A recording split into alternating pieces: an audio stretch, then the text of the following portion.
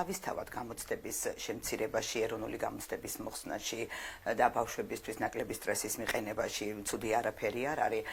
უბრალოდ აქ განსაზღვრა სჭირდება იმას, რა ტიპის გამოცდა ჩატარდება. თუ ეს გამოცდა ეროვნული გამოცდების ცენტრმა უნდა ჩაატაროს, ძალიან კარგი იქნება, ანუ ფაქტობრივად სკოლიდანაც გავა გამოცდები, ეს არ იქნება ურიგო ამბავი, მაგრამ თუ უშუალოდ სკოლის ნიშნების და სკოლის მასწავლებლების მიერ დაწერილი ნიშნებით უნდა განისაზღვროს ის თუ სად უნდა მოხდეს მოსწავლე, რომელ უმაღლეს სასწავლებელში მოხდეს მოსწავლე, ამას ძალიან დიდი კითხვის ნიშანს დაუსვამ. მიუხედავად იმისა, რომ ძალიან ბევრი საპატივცემულო და ობიექტური მასწავლებელი არის სკოლაში, დღეს ჩვენი სკოლა მაინც არ არის ბოლომდე მზად იმისთვის, რომ სკოლის ნიშნებმა განსაზღვროს უმაღლესი განათლებისში, ანუ უნივერსიტეტებში მიღება არ მიღების საკითხი.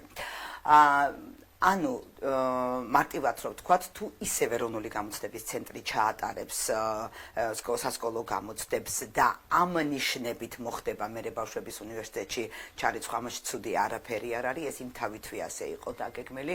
ოღონდ ეგ არის, რომ სკოლა ეს რეფორმის ეს დინამიკა, ანუ ობიექტური დინამიკა აქამდე რომ უნდა მისულიყო, აი ამ რეფორმას უნდა გაყოლოდა სასკოლო რეფორმაც და სკოლა უნდა მომზადებულიყო იმისთვის, რომ ეს რასაც ახლა ვაპირებთ განხორციელებადი ყოფილიყო.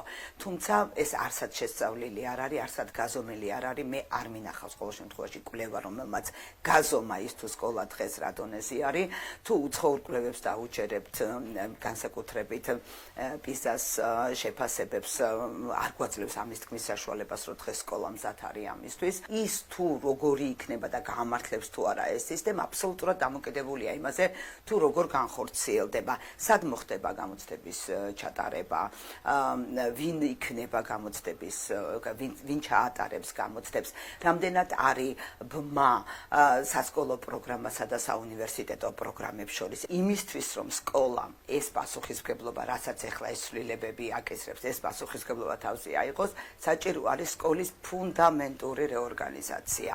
სკოლა ეხლა რა მოცემულობაშიც არის, როგორი შებოჭილიც არის, როგორი რეგულირებულიც არის. ამ მოცემულობის სკოლა ვერ მოახერხებს იმას, რომ ობიექტურად შეაფასოს მოსწავლე და განსაზღვროს შეესაბამება თუ არა მოსწავლე უმაღლესი სასწავლებლის დონეს.